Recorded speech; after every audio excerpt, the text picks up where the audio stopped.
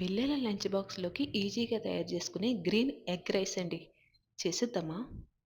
ముందుగా మిక్సీ జార్‌లోకి నీట్‌గా కడిగిన కొత్తిమీర, పుదీనా, కొంచెం కరివేపాకు, మనం తినే కారాన్ని బట్టి 2-3 పచ్చిమిర్చి వేసుకొని, కొద్దిగా వాటర్ వేసుకొని మెత్తగా మిక్సీ పట్టేసి పక్కన పెట్టుకోండి.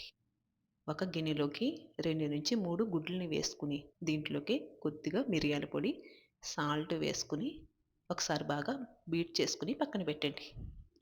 స్టవ్ మీద బాండీ పెట్టుకుని 2-3 స్పూన్ల ఆయిల్ వేసుకున్న తర్వాత ఈ ఎగ్ మిశ్రమం వేసేసుకుని వేసిన వెంటనే కదపకుండా ఒక 2 నిమిషాలు అలా వదిలేసుకుని ఒకసారి బాగా కలుపుకొని ఫ్రై చేసుకున్నాక పక్కకు తీసేసుకోండి.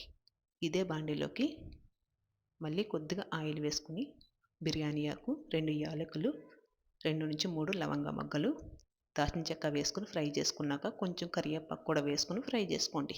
అర స్పూన్ అల్లం వెల్లుల్లి పేస్ట్ కూడా వేసుకొని ఫ్రై చేసుకున్నాక మిక్సీ పట్టుకున్న పుదీనా, కొత్తిమీర, పచ్చిమిర్చి పేస్ట్ కూడా వేసేసుకుని పచ్చివాసన పోయేదాకా బాగా ఫ్రై చేసుకోండి. ఇలా ఫ్రై చేసుకున్న దీంట్లోకి ముందుగా ఫ్రై చేసుకున్న ఎగ్ కూడా వేసేసుకుని తగినంత సాల్టు, కారం, గరం మసాలా వేసి వీటిని కూడా ఒక 5 నిమిషాలు బాగా ఫ్రై చేయండి.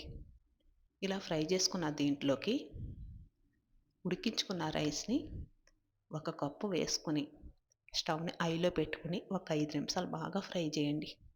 స్టవ్ ఆఫ్ చేసే ముందు కొత్తిమీరను కూడా వేసుకొని తీసుకుంటూ వినండి. అంతే.